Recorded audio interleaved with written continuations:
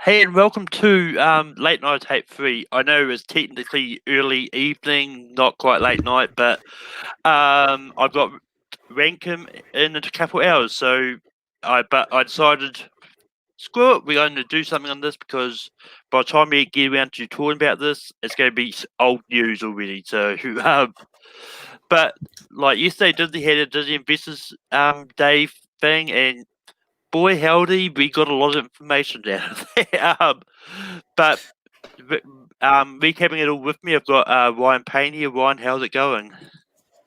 I'm doing very good. I have to admit to you, yeah, this is going to be so much to break down. Luckily, it won't. It's not going to be too much. I mean, this is mostly what we're going to do, which is pure speculation and reacting on everything. But I'm feeling good. I'm feeling Yeah, very good. yeah. But with that, I'm just going to sort of go in some kind of order that they did there.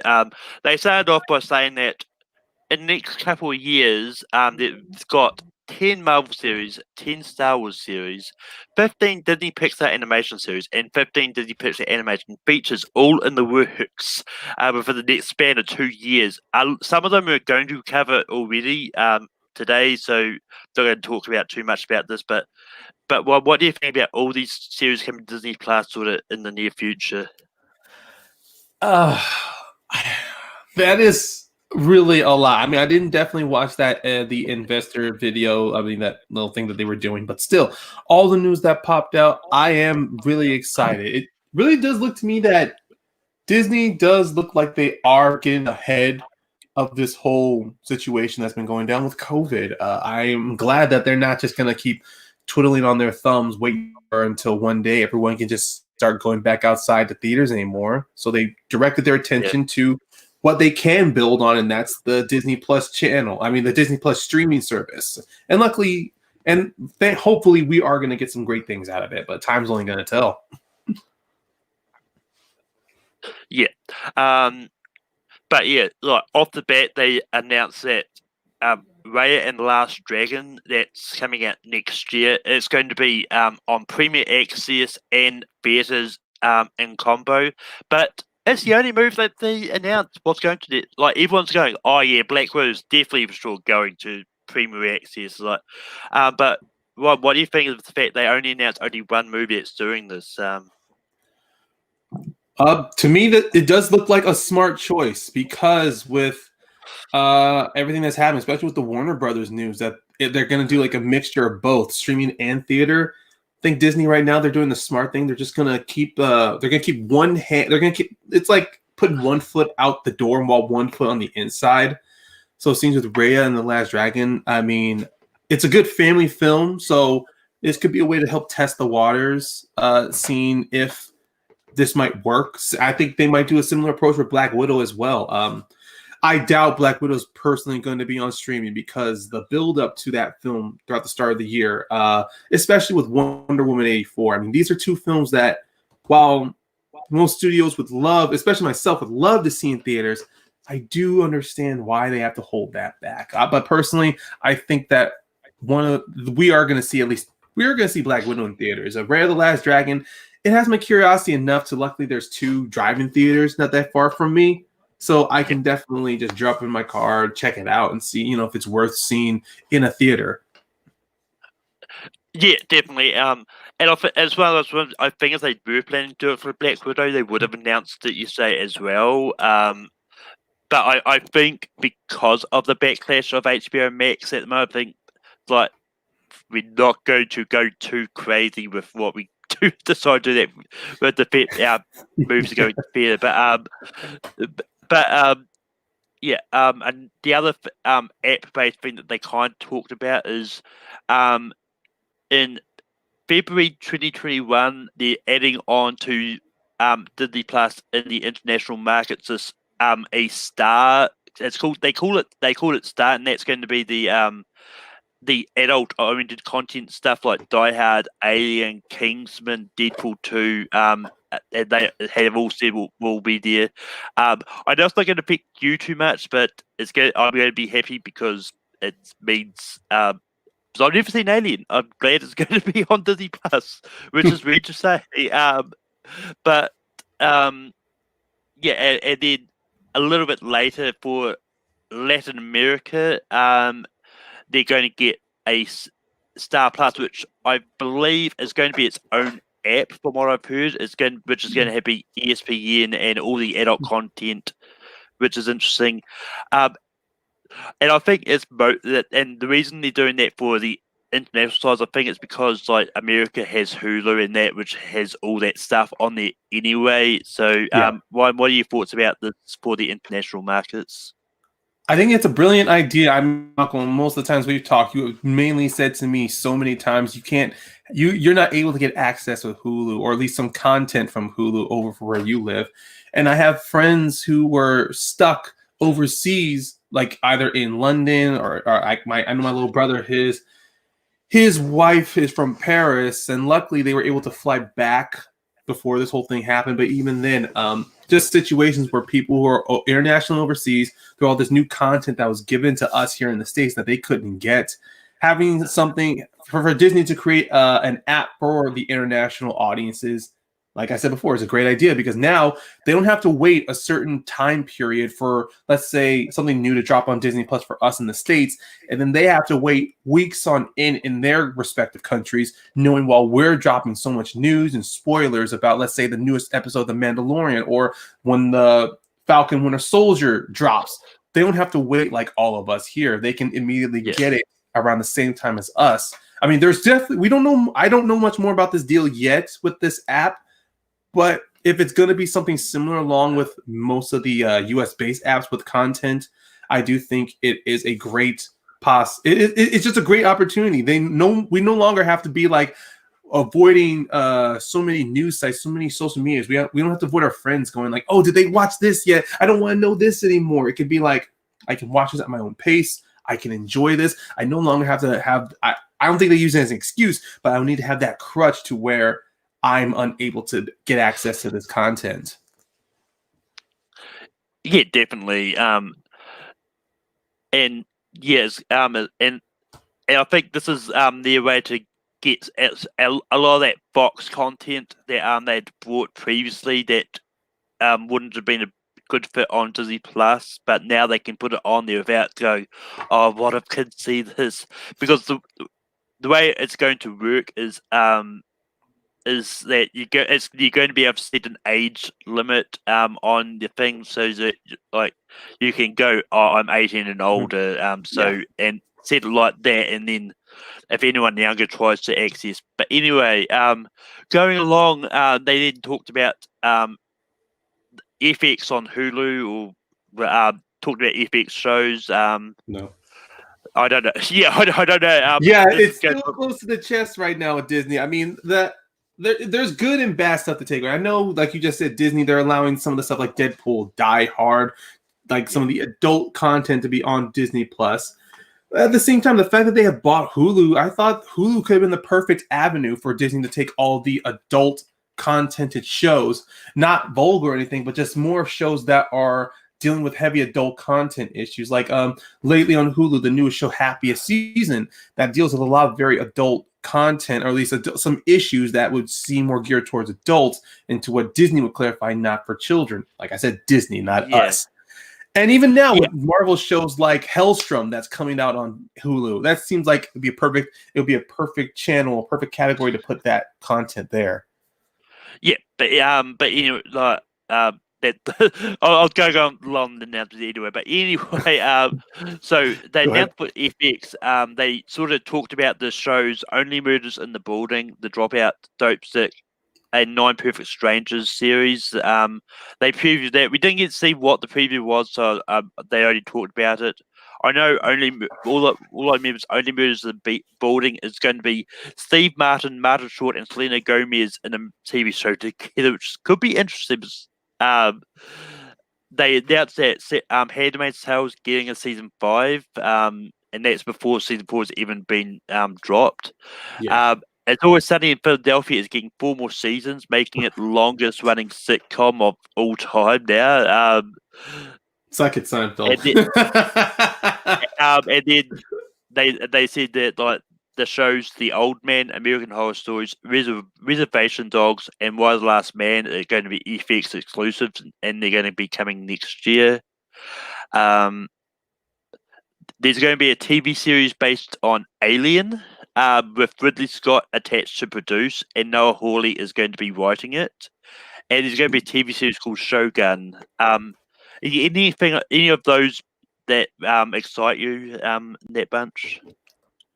Well, I know, of course, the Alien series definitely seems interesting. I mean, it's had so many opportunities on the big screen to where it has sort of failed, but then at the same time, it's just more of they just needed a better avenue, or just maybe, just a better channel to, just for their content.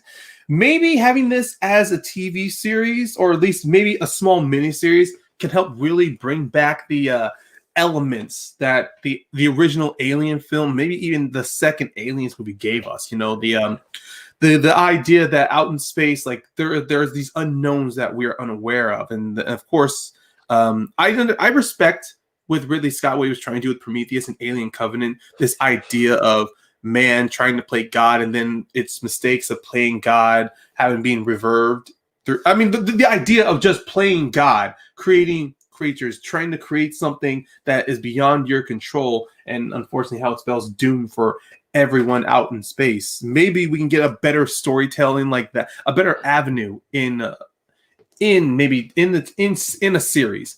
Why the Last Man, though, definitely is very interesting to me. I know little about it, but I was very familiar with the material like during college. Like, it was something nothing but my theater pals and some of my roommates couldn't stop talking about Why the Last Man. But maybe it can approach, maybe the Hulu series, it will be somewhat, maybe it'll somewhat honor the comics, be still, it's just so much going in my mind. I kind of wanted to stay true to the source material, but then at the same time, maybe do a loose adaptation, kind of like what what Hellstrom looks like it's gonna be, but still honor its source material. Don't lose track on what don't forget the tone you're writing. Don't try to adjust it for all audiences. Try to create an atmosphere, a content that will draw in a great audience for it, and then let word of mouth spread on exactly what's going to turn out to be. And I think the last thing I'll talk about is The Handmaid's Tale. Handmaid's Tale, I'm amazed it's getting another season. Because of course, mainly with the biggest effect that we've had with COVID is many shows that have been filming had to shut down because of safety reasons. And even now, we're still getting it's still a rocky road. Like, there are some movie productions that have movies that are gone back into shooting, but they're keeping the minimum of cast members and crew members very limited to just on set. And it's going to be a much more slow process for us to get certain shows out there, or certain movies. Like, just recently, Supernatural had ended its 15th season, but the quality of the episodes, while it didn't go down, but there was a bit of a lack of almost like a sense of normally with the Supernatural films, it has the shows. Normally with Supernatural shows, you always get this sense of like there was a weight, or it's hard to really describe, though. You just knew that there was always constant passion and love behind it. And while I'll admit this last season was there, it's just how it was so limited and contained with the number of people that were in certain scenes and certain moments did show you as some of the unfortunate results of COVID. I mean, I definitely don't want to shoot down on it. They did the best they could. And even now, they're doing the same thing with the new CW series that they're shooting, Superman and Lois. I've seen certain photos from the sets where you see Tyler Hoechlin or a few other castmates and extras wearing masks while they're shooting. And it's even the same with the Batman. Especially when Robert Pattinson had a report got COVID. So most likely, I am looking forward to another season of Handmaid's Tale. I mean, I've just finished season 2. I'm still catching up. But even then, I do love the fact that they are telling their own story here, and I can't wait to see what they will do in the 5th season. Yeah, and that's been like, I think as long as they stick to the whole COVID shooting schedules for as long as they need to, then I think that they can easily get it out really quickly, depending on how many people they need.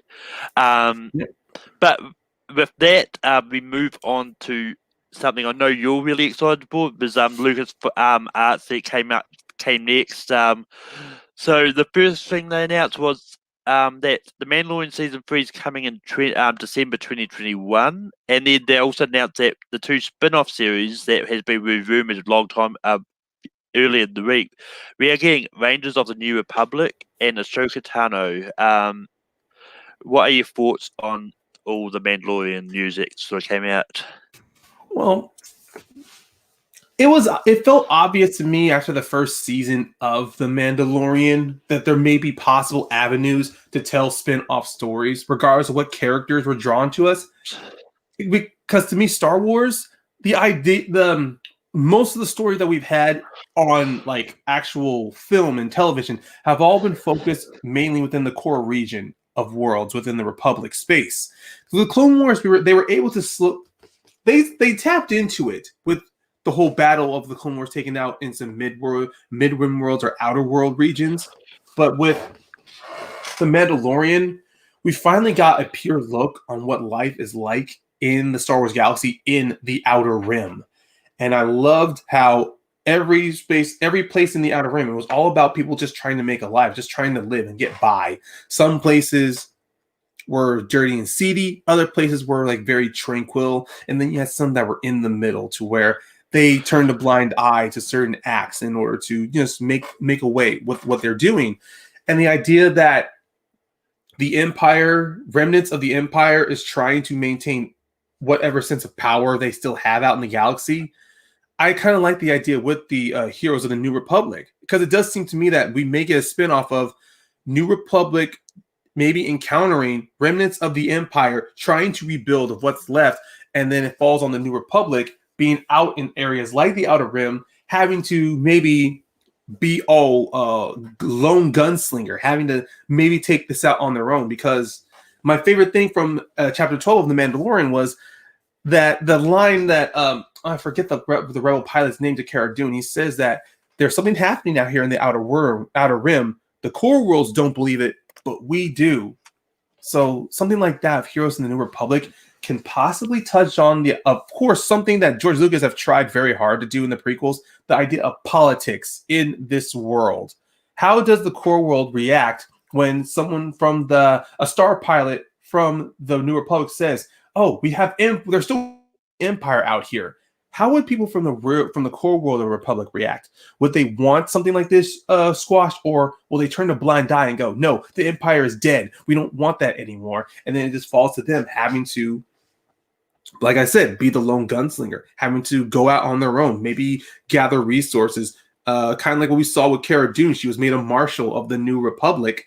We might see certain things like that happening in this series. Like, it's a whole avenue. And of course, with Ahsoka, I could go ends on it about how much I'm excited for Ahsoka. But right now, I leave it all in Dave Filoni's hands, which he has done very well of crafting us a very in-depth and a very rich background that he's done with Clone Wars and Mandalorian. Yeah, I mean, Ahsoka Tano is going to be interesting to me because it's going to be set in that Mandalorian timeline, so we're going to sort of see more about how she got to the planet where she was, but sort of her journeys looking for Emperor Thrawn. We still don't know if we're going to see her again in the final episode, which comes out next week. We're not going to go into spoilers for The Mandalorian because I don't want to. But I have not been here for ages. Go back there. I have not seen it yet. I plan on seeing it later today. So, but yeah, I mean, Rangers of the New Republic. I think it's going to involve Cara Dune in some. Yeah, it's going to involve Cara Dune in some form, because I think her getting that New Republic symbol, the thing. But whether or not they change that, if what's her face has been saying on Twitter lately, I don't know, because that's a touchy subject. I'm not going to go once again. I'm not going to go into that. We could be here for That's ages talking about true. that. But even then, we still have there but- were still characters in the Mandalorian that could bleed into the range of the New Republic, like the Star Pilot, the Rebel pilot, the New Republic pilot that talked to Cara Dune, or even Dave Filoni's character. I mean, Yeah. he's not going to be a big lead, but he could be someone to bleed in to help introduce us to our new characters. Yeah. But yeah, but with that, we move on to the next TV series, which is Andor, and that's coming in 2022. I don't know if any of this cast was announced beforehand, but they announced that Stellan Skarsgård is going to be in it. Fiona Shaw, Aunt Petunia from Harry Potter, is going to be in this. Genevieve O'Reilly is coming back as Mon Mothma. I kind of lost track of who else was cast in this because I was typing as fast as I can with announcing names. But Ryan, what do you think of what this cast they announced for Andor and Well, with Andor, I at first when I heard about this series, like back in the grapevine, I'm like, you know what, this could be a smart idea because Cassian was really like a great standout character from Rogue One, and then of course that sneak peek that we saw with Diego Luna talking about the passion that he had felt in Rogue One, and all of a sudden, like he says, all the love and passion, but then like that, it was over. But now he's able to revisit these characters again. He's going to have his hand on being a producer. Like you even saw, like they're building sets for this show. Like they're trying to create something great and grand for Andor. And also, one of my bigger favorite takeouts from Rogue One was the idea of the rebellion, the choices they had to make during this time of war against the Empire. And you can even see with some of the characters there, like there was also politicking involved. Some thought they had a winning fight, and then of course with the idea Death Star being brought in, they thought this was a losing battle. I hope with Andor we definitely get to see his time. I mean, he said he's been in the fight since he was 12. I'm pretty sure this is going to be Andor, maybe like in the later of his career, maybe before he gets K2SO. Like this could be Andor on his own, really having to make the choices that he has made in the name of the rebellion, and how those choices may haunt him or help guide and shape him to be the person that we see him in Rogue One. So I am definitely looking forward to it, and definitely Diego Luna grew on me in that film, and I want to see more of that character. Yeah, and actually, I think it is also confirmed that Kate Russo is going to be in this as well. Okay. Depending on what capacity, because it could start off with like first couple of episodes could be showing his life before he met Kate Russo. Then but yeah. Like I said, I do want to agree with you, Malcolm. I do like the fact that Genevieve O'Reilly is coming back to play Mon Mothma. I think with her there, I definitely want to see more from this character's point of view from leading part of the rebellion. But yeah, going one through the next bunch quickly. They talked about the Obi-Wan Kenobi series. I think they said it's coming in 2022. I just couldn't remember. But they also said that Hayden Christensen is going to be back as Darth Vader. We're getting a Bad Batch animated series. We're getting a Star Wars Visions, which is anime Star Wars. We're getting a Lando Calrissian series. Getting a series called The Acolytes, which I think is a Sith themed series. And we're getting a droid story, which is all about R2-D2 and C-3PO. What are your thoughts on this bunch of news? We're going to get so many points of views with Star Wars that it's going to be funny. It's going to get to the point to where, like with superhero movies, people are going to wonder, are we going to get overloaded with Star Wars? And I go, so far these look like a mini series. We're not going to get like seasons upon seasons of, like, we're not going to get a full 23 episode season like we normally get of other TV shows to give us that fatigue. I mean, we've had so many earlier, if you television, serials were a huge thing to everyone. I mean, westerns, there were so many western serials, like from the from television's early inceptions. Then sci-fi became with Star Trek, and then in Star Trek, I mean, come on, there was the original '60s. They brought the Next Generation back in the '90s. Then we had Deep Space Nine, Voyager, Enterprise, and with Discovery. So if people can, I mean, of course, even that Star Trek has its own fan base as well.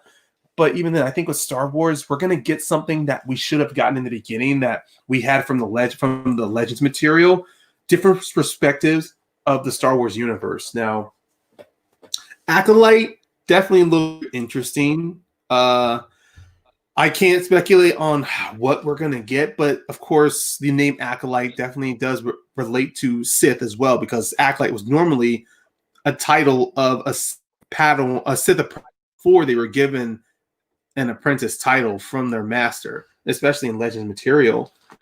Or even then, we could just be following a former Sith apprentice who now strikes out on their own and is trying to learn the ways of the Sith in the dark side of their own way. I mean, it can be open to so many multiple interpretations. Droids, I think with droids we're gonna get. I don't know what we're gonna get with droids, but so far in the Star Wars material, droids have been so overutilized and underlooked as characters. Every now and then there's always like that one droid we all focus on, give us that emotional attachment, but then more all the other droids that kind of left in the dust. Not to say that Star Wars ain't overly political. It's just like storytelling interest is like, oh, this is going to focus on R2, great. I know in Rebels we had the solo droid Chopper, and then we would introduce other droids you'd see get mistreated. And even in the original trilogy, you saw how droids were being torn apart, like how easy it was to dispatch them. I mean, there's so much to go into this. I don't want to lose my breath on this because what I really look forward to the most is the Bad Batch. The Bad Batch is my favorite thing to come out of the Clone Wars. I know some people may not have loved the Bad Batch. They thought, oh, this was them trying to create their own badass squadron of clones. To me, the clones, they were already a badass squadron. I loved in the early seasons, the middle seasons of the Clone Wars, were introduced to the clones' lives. Like when they were training, you get to meet other clones that unfortunately don't make the train, like Clone 99, to where he's just a janitor, but still in the end, he helps clones like Echo, Fives, Heavy succeed to become clone troopers, ARC troopers, and towards the end. And I love the idea with the Bad Batch, where we get to see the story from their perspective, maybe during the time of the Empire, or it's kind of like a transition period, like near the end of the Clone Wars to the rise of the Empire, you know. And that trailer does leave a lot open, honestly. Yeah, I mean, I'm personally just waiting for the TV series based on Dio from Rise of Skywalker. Don't touch me.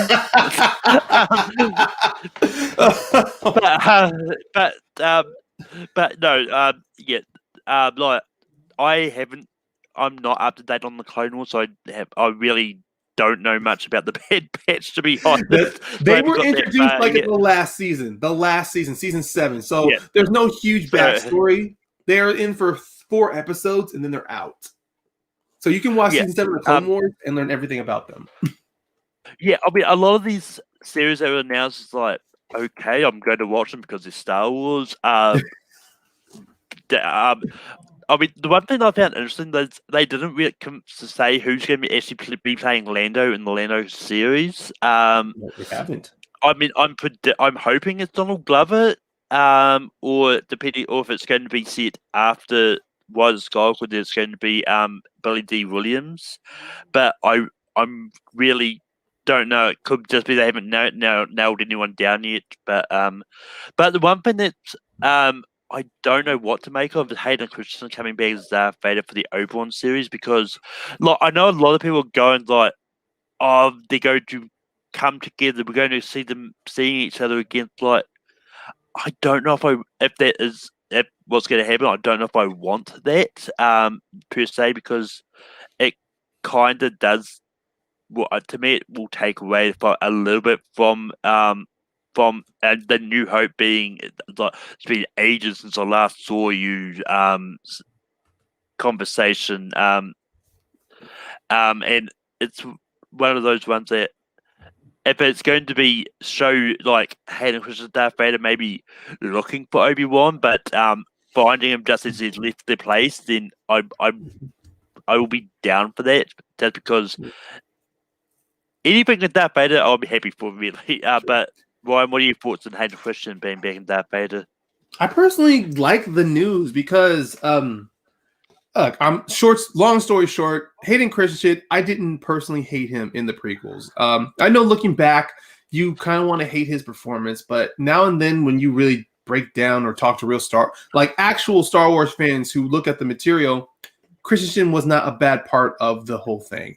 And him becoming Darth Vader, even though it was a very short moment, it was just the whole thing like, oh, we're going to see Anakin get that mask on.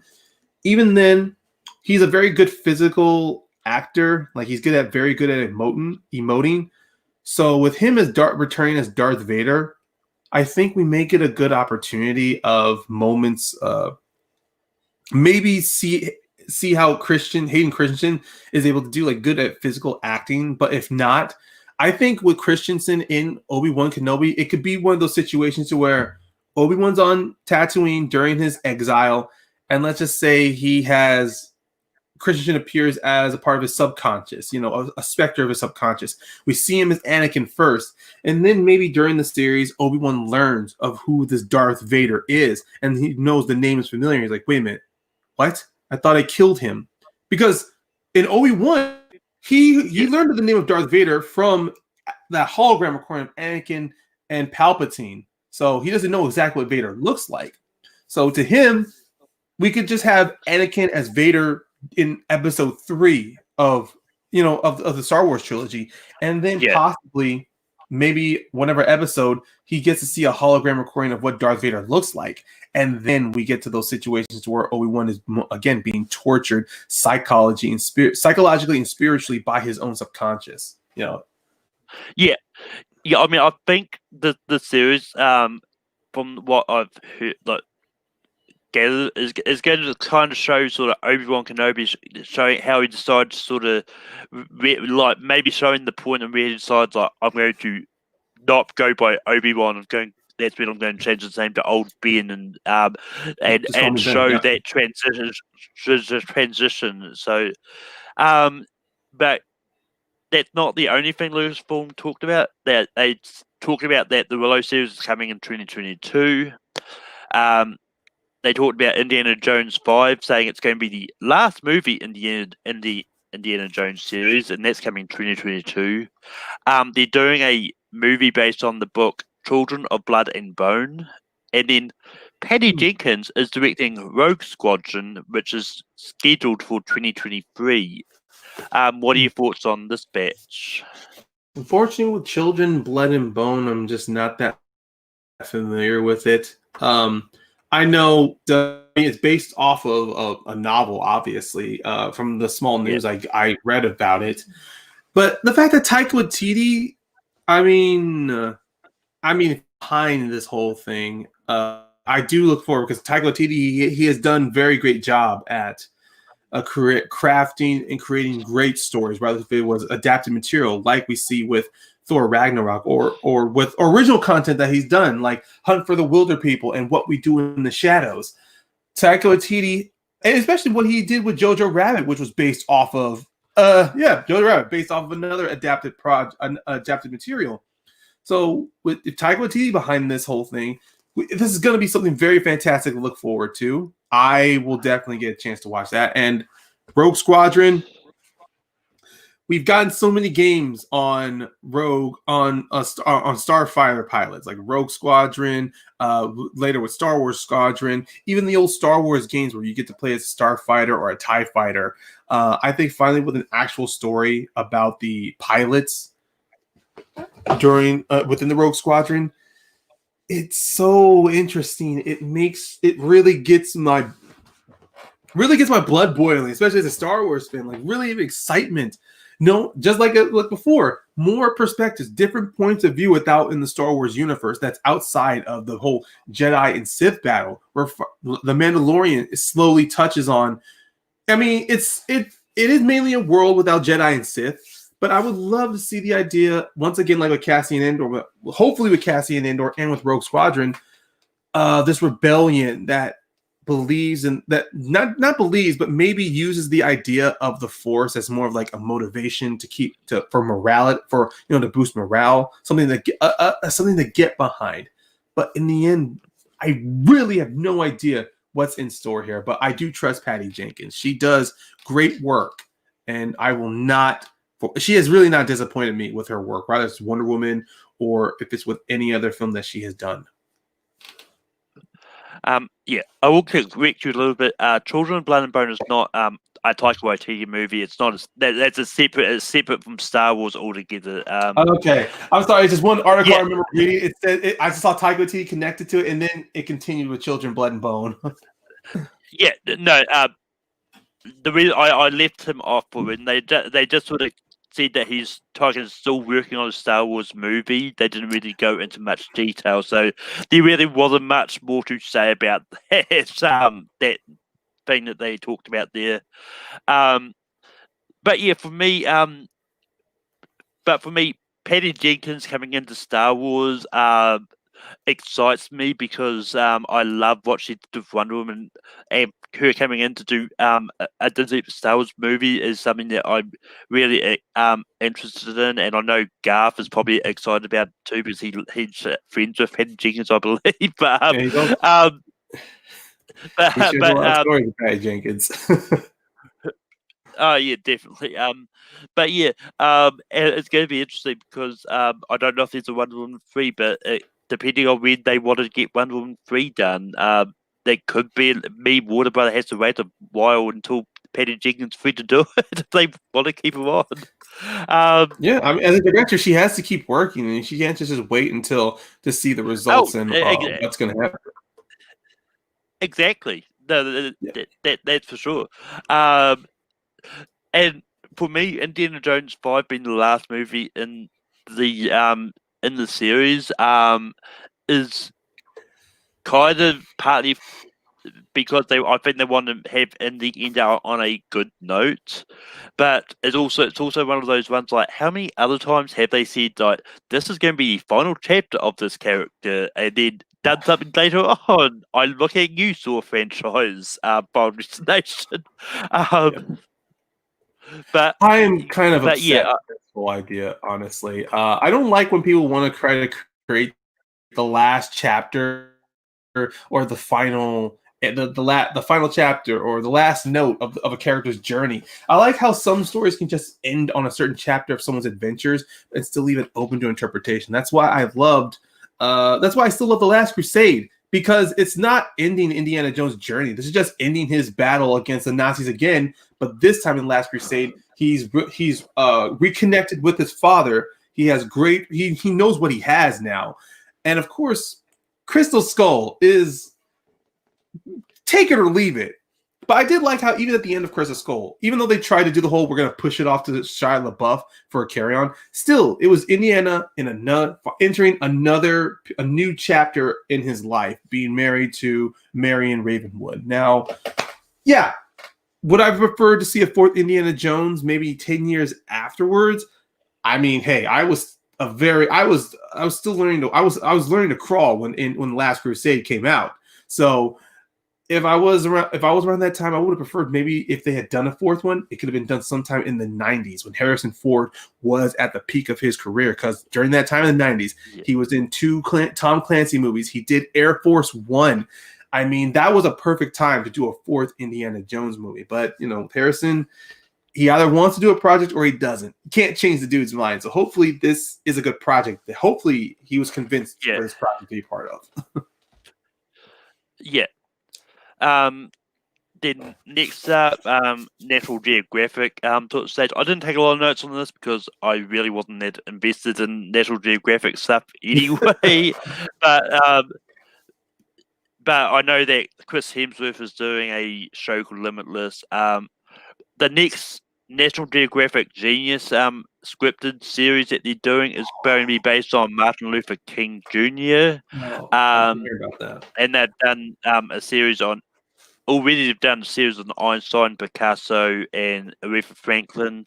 What are your thoughts on them taking on Martin Luther King Jr. next? I didn't pay attention that much to the National Geographic news as well, but I think to me, really didn't need this. Look, Martin Luther King, he is a great figure within our time, and believe me, there's already been enough stuff. I think there's a lot of avenues to touch on him. There's a Broadway show about Martin Luther King Jr. I remember when I was growing up, at least I remember like late '90s, early 2000s, they made 3 separate different TV mini series or TV movies about Martin Luther King. And even now, most recently with in the 2010s, we had the film Selma, which talked about Martin Luther King's march in Selma, regarding the boycotts.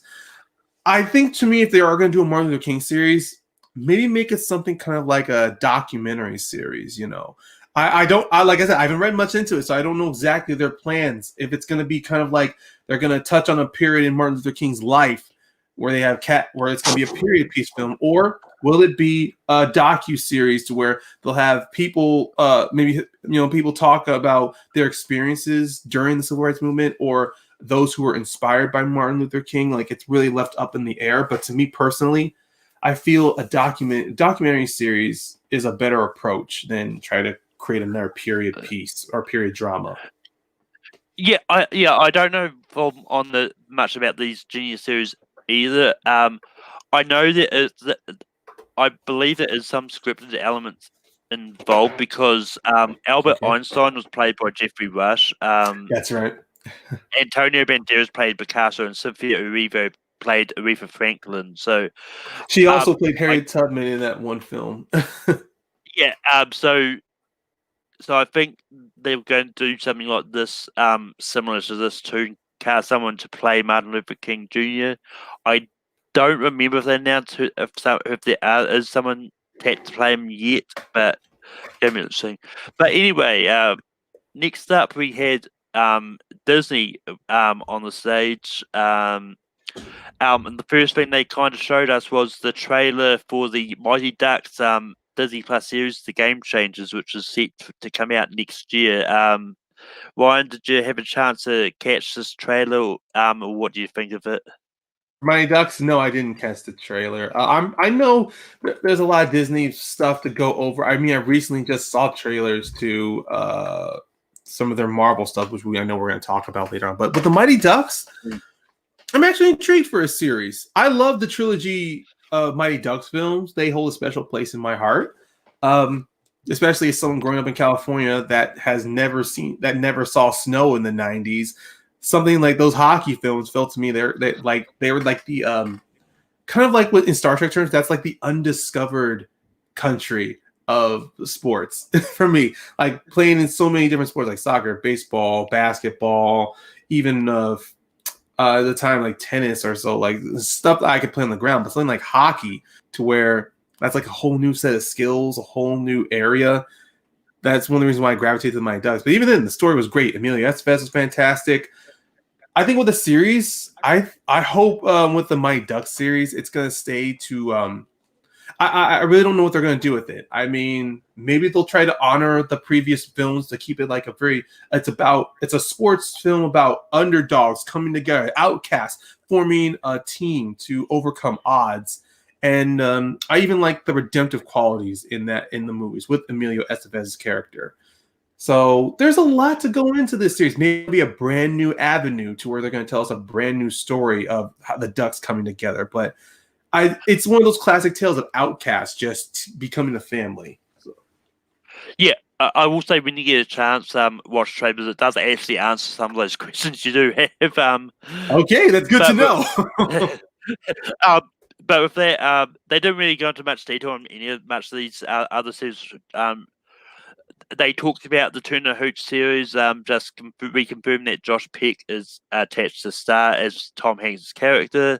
They showed the trailer for a series called Big Shot, which is about John Stamos teaching a girls' basketball team.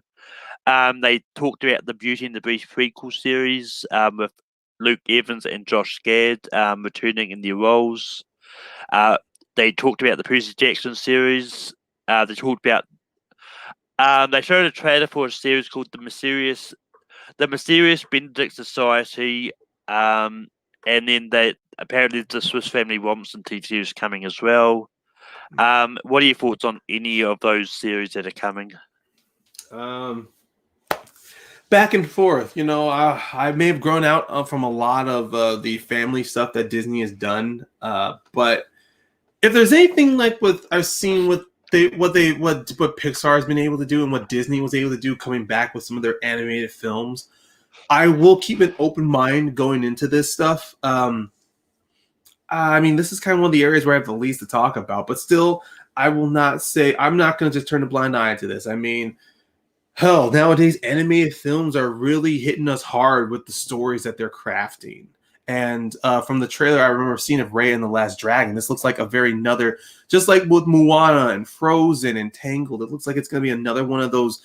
And if Raya looks like it's going to be another one of those animated films that has a really strong story at the heart of its tale, then maybe there's going to be something more with all the other new upcoming projects and shows that they're going to do. Yeah, but yeah, go move into some movies. Movies on the movie side they talked about. They officially confirmed Hocus Pocus 2 is coming. Okay. They kind of affirmed a Three Men and a Baby remake with Zac Efron attached, which is slated for 2022. It's going to be a movie called Flora and Ulysses, which I believe is based on the book. I'm not too sure.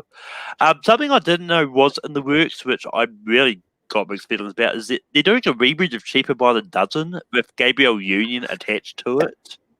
Oh my God. They're doing an animated Diary of a Wimpy Kid movie. They bring and there's going to be a new Ice Age movie, like Wild, which is Simon Pegg's character from the original series. Okay, there's going to be an animated Night at the Museum movie coming. And then they talked about Jungle Cruise, which we already knew about, coming next year, and the Lion King prequel confirmed with Barry Jenkins. Going more to Mufasa. Anything on there which interests you or scares you?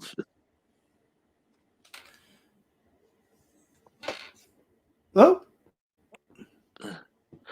You cut off after I heard the Lion King. So, yeah. All I said was there anything there that interests you or scares you? Not of interest, honestly. I mean, Cheaper by the Dozen remake. Look, I saw the first film. I enjoyed the story that was told. Wasn't a fan of the sequel though. I don't want to get on a tangent this whole remake with Gabrielle Union because it just seems to me it's going to be like with Can't Buy Me Love with Patrick Dempsey, and then you had the remake with Nick Cannon and Love Lost to Think. It looks to me that it's going to be the same story but told from a different perspective. One I think that doesn't. I mean, look, I enjoy it. Look, I want more diversity and ethnic inclusion into Disney films. It didn't need to be a remake of something. They could have done an original story. I think they could have came up with an original story to use with Gabrielle Union that could have been loosely based off of what Cheaper by the Dozen was. A big family, but God, it just makes me feel uncomfortable. It just makes me feel a little uncomfortable talking about this, and I don't want to do that. So I'm just going to end it here. Yeah, yes, no, like, I'm the same. Like, there's not much there that, like, they really touched on a lot that quite excited me. Like, I love Night Museum. That the fact they're doing an animated one, I don't quite know why, but I suppose they can do. I suppose it means they can do a lot more. I suppose it means they can do a lot more than what they could have done live action. I don't know if anyone's really asking for another Ice Age movie. They've not really been that good since the first one. And yeah, the other ones I don't really know much about. Okay, I will say I will talk one thing about the Night of the Museums. I'm on the same boat with you. That being an animated film, I personally think I like the idea of the Uncanny Valley setup with the recreation of the characters coming back to life, because that's the whole point of Night of the Museum. Like there's this magical artifact, this magical piece that brings all of these wax creations to life. I mean, it's supposed to look very odd. It's supposed to look a little weird. That's why I'm able to easily get into the film itself, especially with Ben Stiller's character, how we see through his eyes, learning about all, like, having to deal with like these characters from history. They're now being recreated. They're brought to life with the knowledge of their past, like of their past selves. The difference is that they're not their past selves. I mean, that was one thing I enjoyed about the three films, that because it was a different adventure.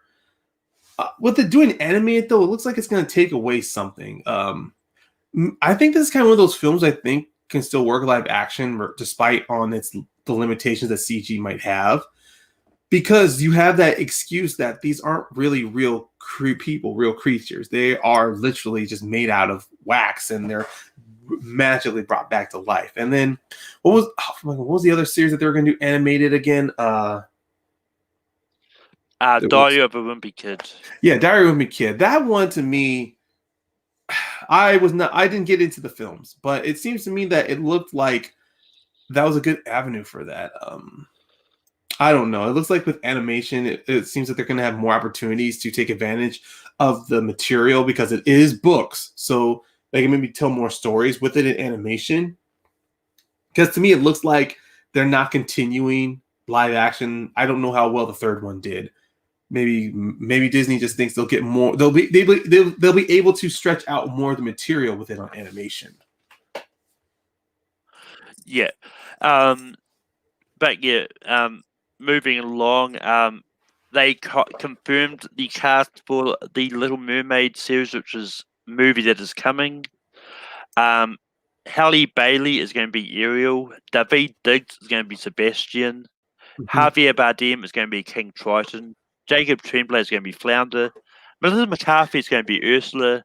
Jonah Howard King is going to be Prince Eric. And Awkwafina is going to be Scuttle. What are your thoughts on the Little Mermaid cast?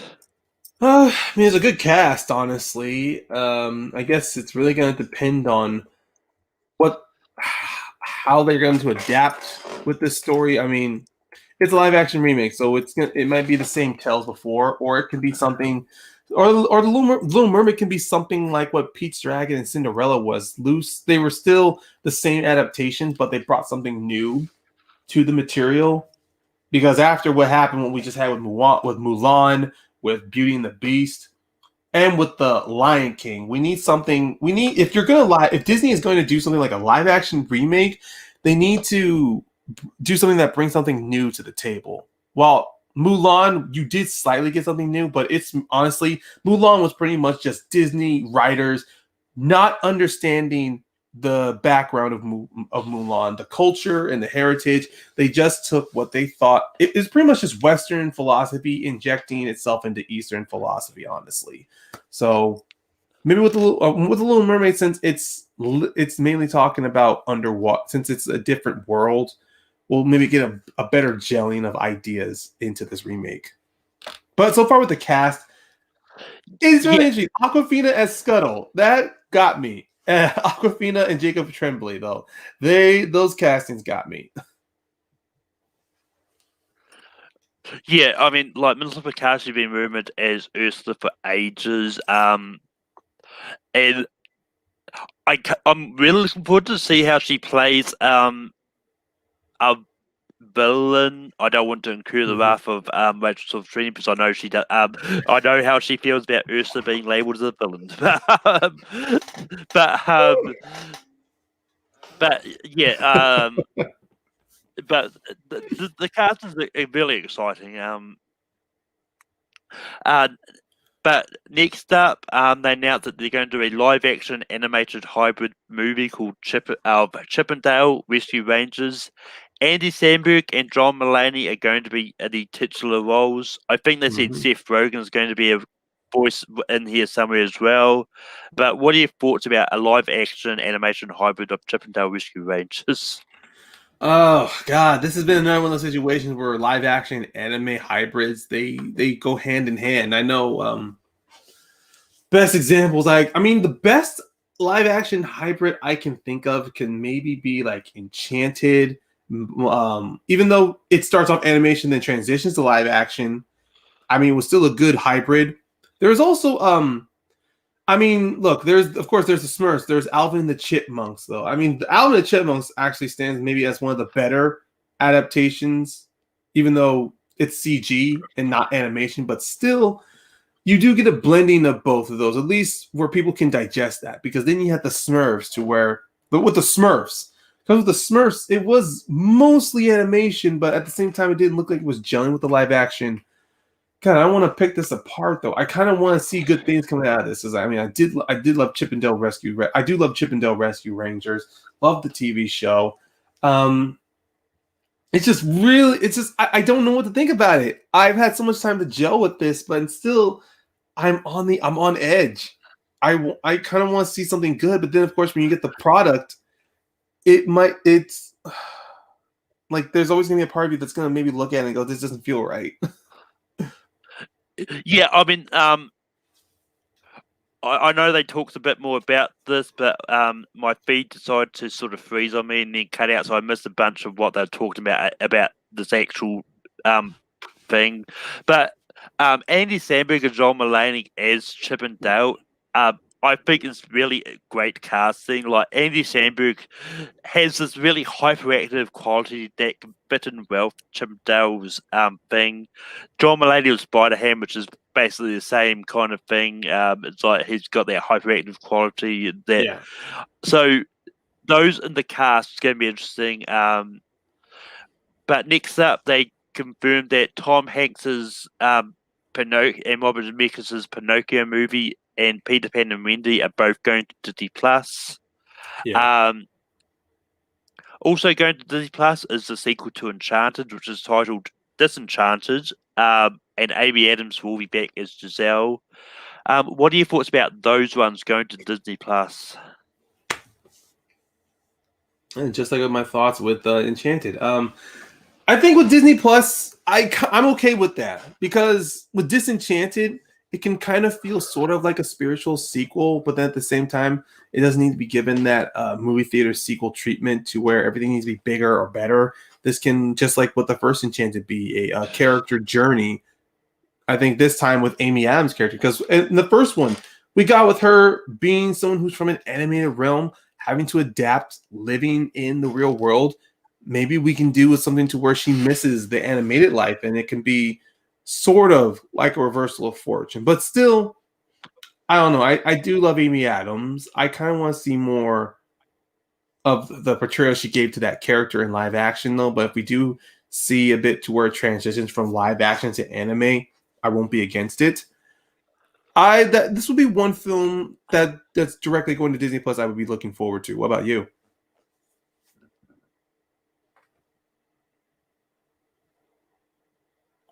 But yeah, they also announced that there's going to be a Sister Act 3, and with Whoopi Goldberg coming back for that. And then they talked about the Cruella movie, which I can't remember if they actually said. I don't think they actually said that one's going to Disney Plus. So that's interesting because that's one that people were speculating what was going there. But I also they did drop a nugget that Emma Thompson was cut in this and going to be in Cruella as well as Emma Stone, which is which I love anything to do with it that has Emma Thompson in the cast, really. But yeah. But next up, we've got a bunch of TV series that Disney Plus announced. We do. Yep. We've got Baymax series, which is going to be continuing on from the movie. We've got a series called Zootopia Plus, which I think is a really stupid title, to be honest. But it's going to be talking about a lot of the really side characters, which we didn't really get to see much of. Because I know there's going to be a series with the tiny dancers that done. I don't know, but we're going to get a series based on Tiana and a series based on Moana. And then there's going to be the series that is an African hybrid series from some creators over there called. Now I'm probably going to butcher this title, Iwaju, something like that. All those supposedly coming in 2022. But Ryan, what are your thoughts on those series coming? I've been waiting for a follow up to Big Hero 6 for a while. So with the Baymax series, it looks like, I mean, obviously we are going to get once again dive back into that world of Big Hero 6, maybe until we get that sequel movie. But until then, this feels like a good in between. I mean, it's really going to be difficult to tell exactly when this is going to take place with the series. Like, is it going to be with Baymax, with Tadashi, somewhere within? No, wait, hold on. That's not the kid's kid. That's not the name of the kid. But other than that, maybe with Baymax we can get it can be sort of like a time jumping period, you know, when Baymax was created, like we got, or it can be to where Baymax and the other gang, like the heroes that they've now established themselves. Like there is, oh my god, my brain is on fire right now with the possibilities of Baymax series. But I'm just gonna put that on the shelf. Yeah. I'm actually surprised too. We didn't hear much about the Cruella series, like if it's gonna release date yet, like how we got with. I mean, like we're getting with so many of the others. I mean, I saw there already a promotion. I saw a promotional still of Cruella with with Emma Stone. You know, looking like the character with 3 Dalmatians like in front of her. Then I saw on the side Paul Walter Hauser look like she's gonna play one of her henchmen. So it's a very interesting. It's a very interesting turn, from what I can tell. Tiana, I thought she was shortchanged. She got shortchanged in Princess and the Frog. I mean, we get this whole Disney does this whole marketing campaign of we're getting an African American character, African American princess, and what happens in the movie? She's not really a princess. She's just a regular cook. She's made a princess by marrying a prince instead. And of course, throughout the majority of the film, she's a frog. So she, like I said, she got very like at the short end of the stick throughout her entire film. If the Princess and the Frog mainly could have, nope, not going to touch on that. Not touching on that. I'm not doing a dive rant here. But with Tiana, possibly with this series, I would love to see more adventures of her in New Orleans. With her restaurant. I mean, honestly, the whoever the voice actress was, but she definitely captivated me throughout the film. So if she's brought back in this one, I'm definitely all for it. Yeah, I mean, like all these series I'm excited for. And I mean, I love Moana. And it's good. It's like what this whole news. What everything that came out of Disney, this whole Disney Adventures Day was that Lin-Manuel Miranda is going to be really busy because he's doing the songs for Little Mermaid. He's probably going to do songs for the Moana series.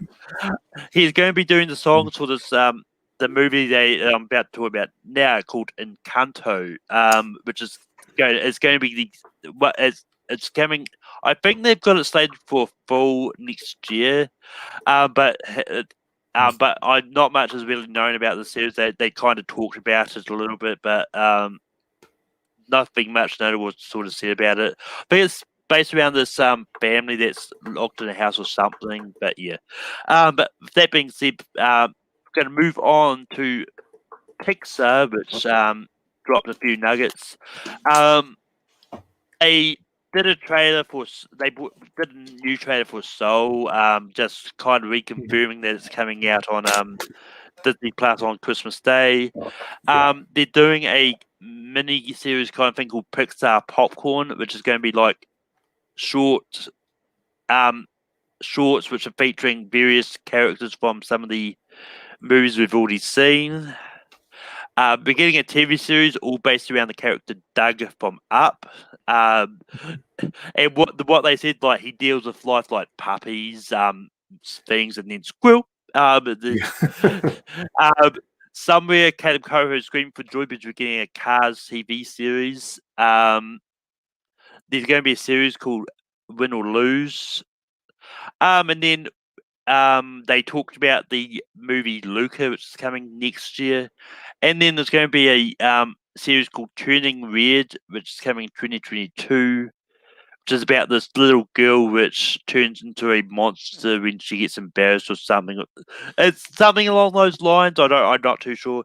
But and one that kind of it was weird, but it could work, is we're getting a movie called Lightyear, which is the origin story of Buzz Lightyear, with not Tim Allen coming back as Buzz. It's going to be Chris Evans playing another superhero type character, so to speak. But yeah, what are your thoughts on any of that Pixar news?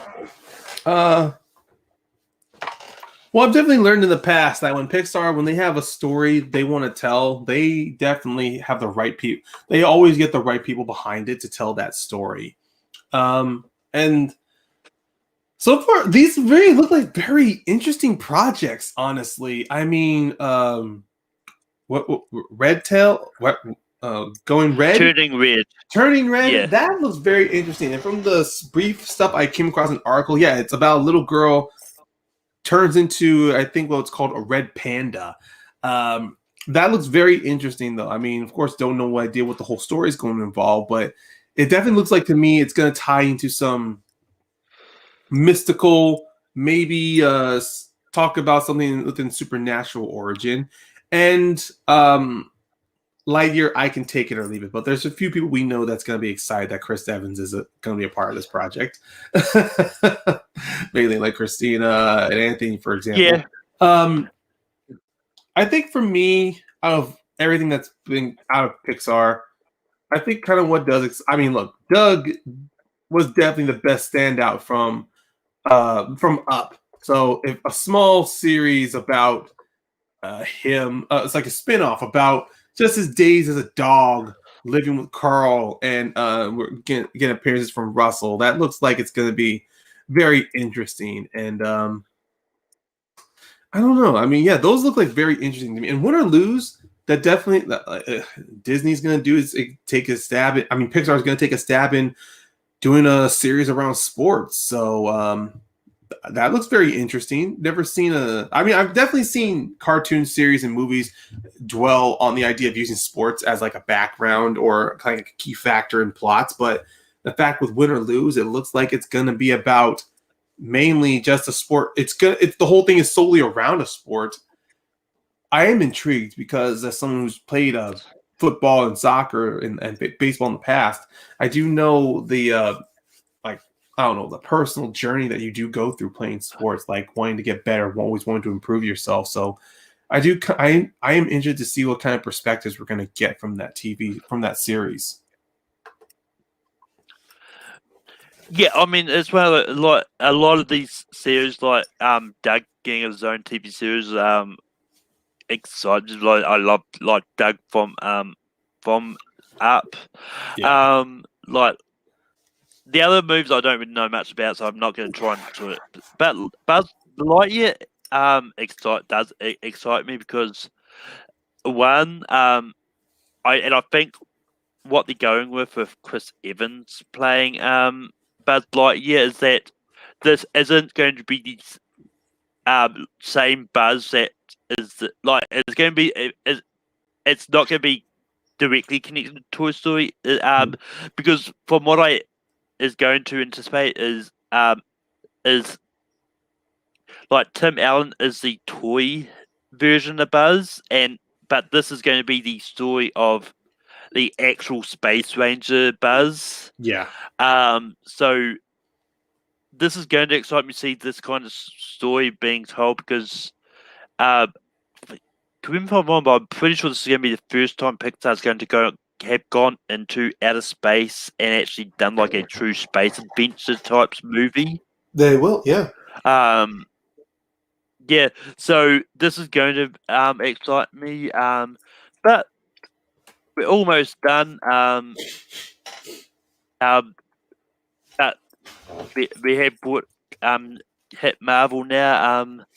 They kicked things off by showing a new trailer for WandaVision, which is coming in January 15. I think it's starting next showing the year. trailer. It's at the 15th.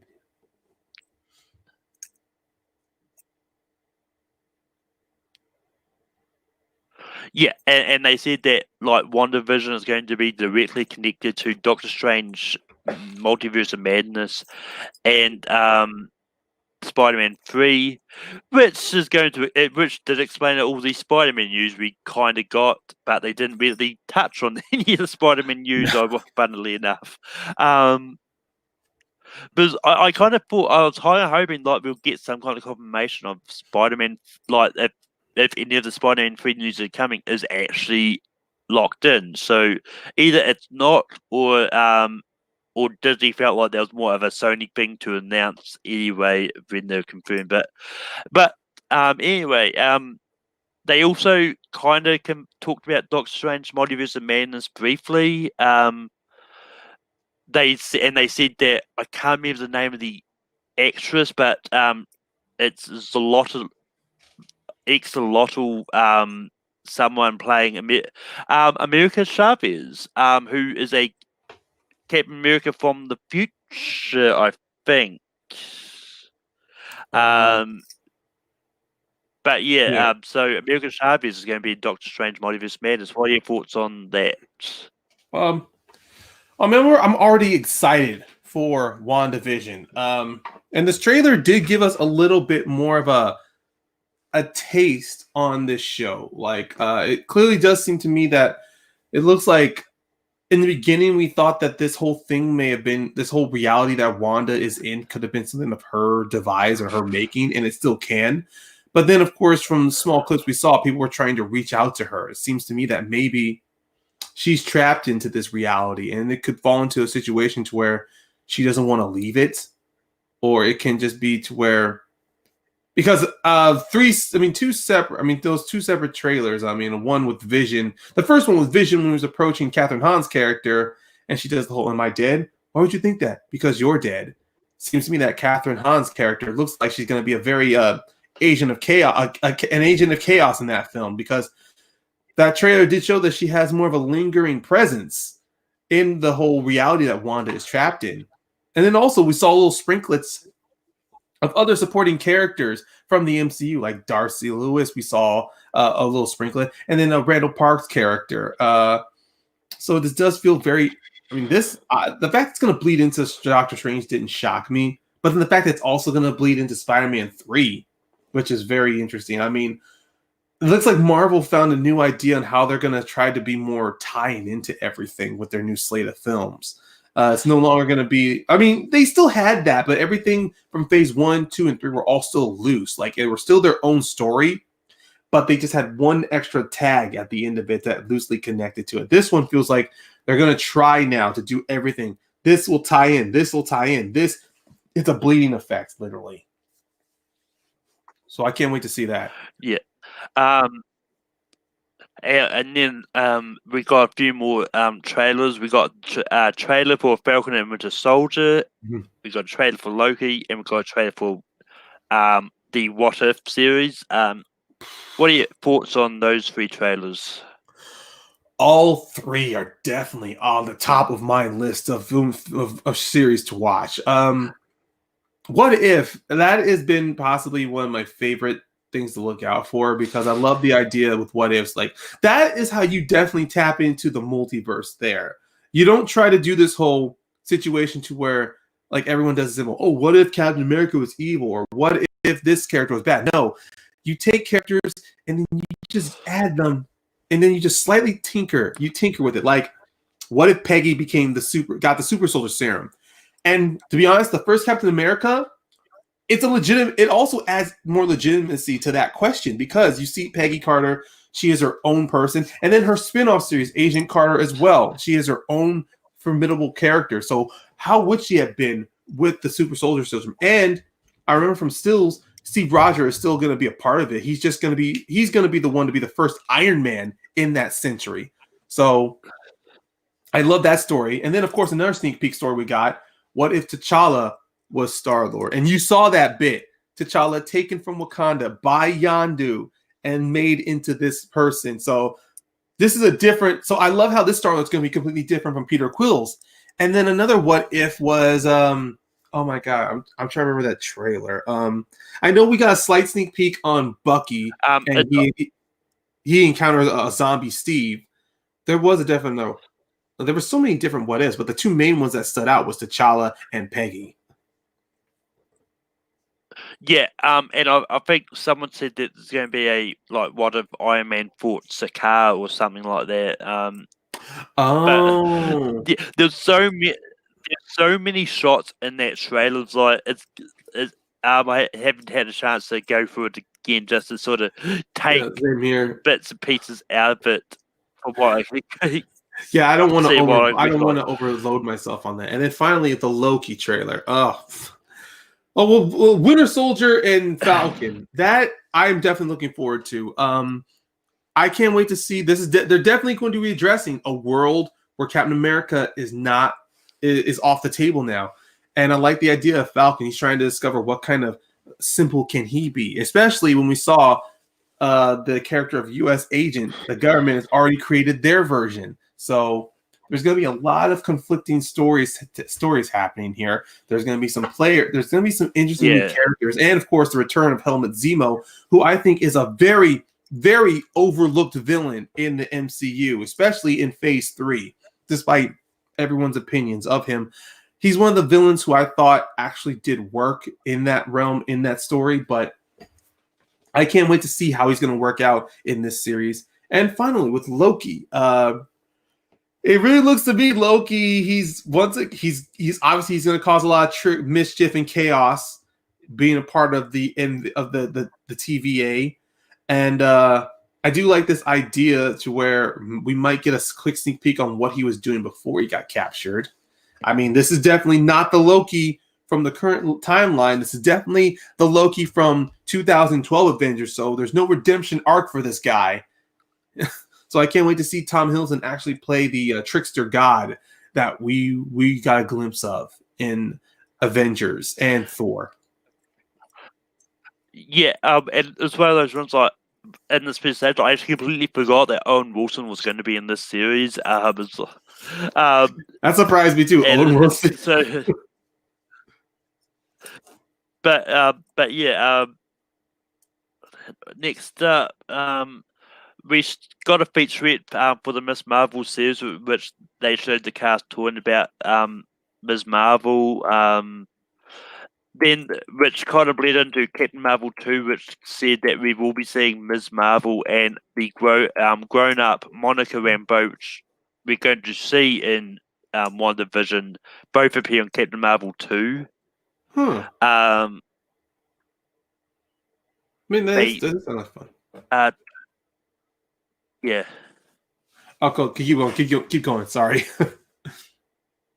No, it's all. They talked about the Hawkeye series briefly, but there was nothing much new sort of revealed about that. They talked about She-Hulk, which has been on a rocky road, but they finally confirmed that Tatiana Maslany is playing She-Hulk, which has kind of gone back and forth where Tatiana says like she's not. It's like it's all been all over the place. Mark Ruffalo is coming back, but also coming back. We haven't seen him since way back to the MCU's inception, but Tim Roth is going to be back as Abomination. And I'm just glad we're getting some of those characters from Incredible Hulk coming back because they were all largely forgotten. Whether or not we get maybe get the leader in here as well and finish off that long forgotten story thread that they started in Incredible Hulk. But what are your thoughts on any of that bunch? I'm definitely excited that we're getting Tim Roth back. Look, I know everyone has their favorite MCU film, and Incredible Hulk is definitely not on the top of like the majority of them. But I think MCU, it worked. I think the Incredible Hulk worked. Sure, it wasn't I mean, maybe it wasn't large or fantastical like some of the other films like Thor and Thor Ragnarok and Iron Man were, but within the story that they were trying to tell with the Incredible Hulk, I thought it worked. The idea of a man, I mean, Tim Roth's character, sure, he definitely, once again, he looks like, oh, he's someone who's exactly like the Hulk, the Abomination. Well, if you look at the comics, Abomination is pretty much meant to be someone who's supposed to match the Hulk in every situation. Problem is that his look or the way he was executed didn't turn out well. But to me, I still would have loved to have seen a little more of that character and how it would have fit in the larger MCU, especially when you do have a creature that can go toe to toe with the Hulk, especially in the Avengers films. Outside of Thanos, there has been no other character that's been able to dominate the Hulk or at least match him blow for blow outside of Thanos and Thor. But hopefully with She-Hulk, we do get an idea. Yeah.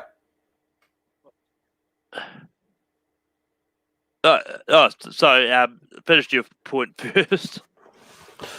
I'm mainly just going to say with She-Hulk, possibly it can be a bit of a mixture of a courtroom drama with the character of Jennifer Walters trying to be remain being a lawyer while in her form, and then maybe also dip into her outside courtroom activities of her trying to be a protector, or maybe she's like a outside of an Avengers, like maybe she's kind of like a liaison to the Avengers, to where she handles some of the things that the Avengers, that's a little too much for them, because let's be honest, outside of Hulk and Thor, there's not many powerhouses on the Avengers. I mean, at least with the lineup we had in the film series.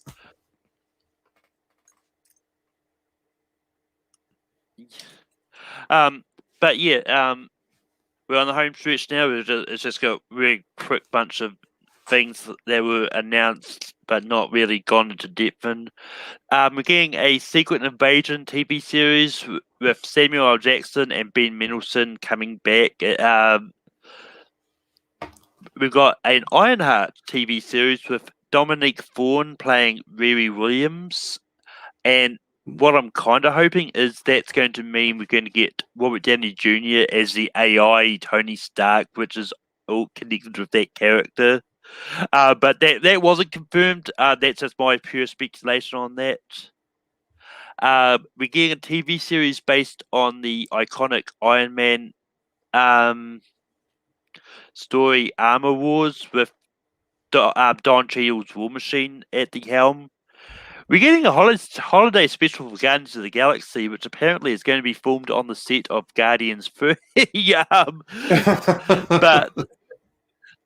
But yeah, that's going to be interesting. We're going to get a bunch of shorts centered around Groot.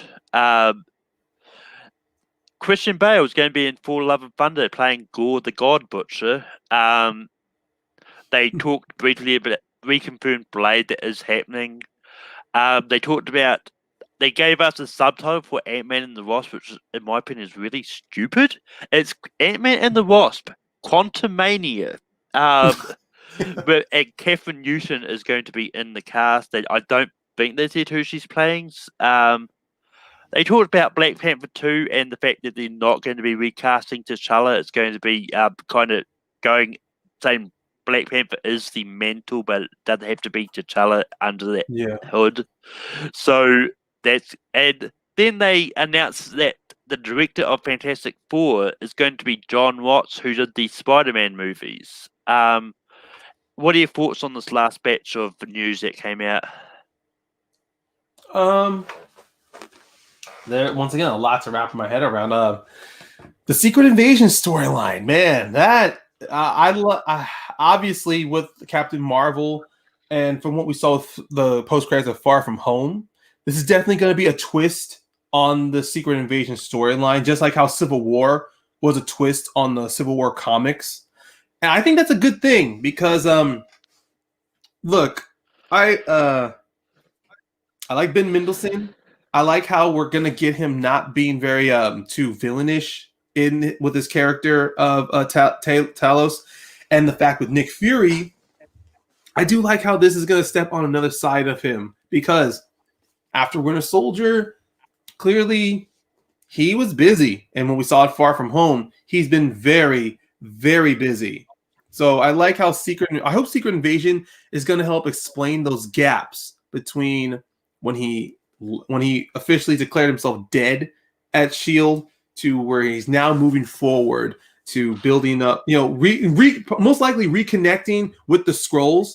Maybe kind of like a situation to where he needs the Skrulls' help on Earth, and then he will help with the Skrulls out in space. So there's a lot of avenues to touch there. Ironheart, I think that's a good character to go with. She wasn't that very loved when her comic series came out because, of course, this was a time when Marvel killed off Tony. But this time, I think she'll work here because Tony's sacrifice and death was done for a reason, not just to die and resurrect, not just from some off kills. He sacrificed himself. And I like the idea that, kind of like with Falcon and Winter Soldier, somebody else is going to carry that mantle of Iron Man. And then maybe it might bleed or tie into the Armored Wars, which I also saw that they might do, that Disney's also going to do, that Marvel's also going to do. Maybe you can talk about the lingering effects of a world without Tony Stark with no Iron Man. So there's so many avenues to touch on. And then my last thoughts on the Guardians of the Galaxy special. I mean, look, the Groot series, I'm going to look forward to watching to it. It's going to be some nice fun. The Guardians of the Galaxy special, that looks like it's going to be very fun. I mean, of course, it's clearly there to remind everybody Volume 3 is coming. The players are coming back.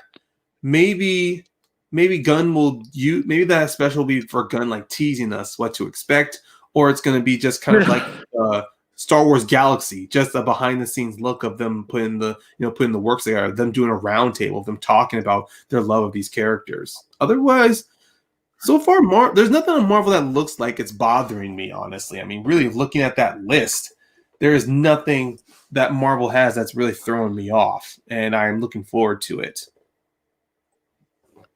Yeah, I mean, yeah. In this slate, like, and in addition to it, actually for Love and Thunder, it was actually announced today that Sif is finally coming back. Beginning, Sif is going to be in Love and Thunder. So, I even saw an article that she may make an appearance in Loki as well. Yeah, I'm pretty sure that was confirmed that that's going to happen. But yeah, I mean, the one thing that excites me is that John Watts is directing the new Fantastic Four movie. I think he did wonders with what he did with Spider-Man, and to see what he can do with taking another property which has had a few bad movies, a couple of good ones, but take property and actually coming back and doing something that people actually start to love.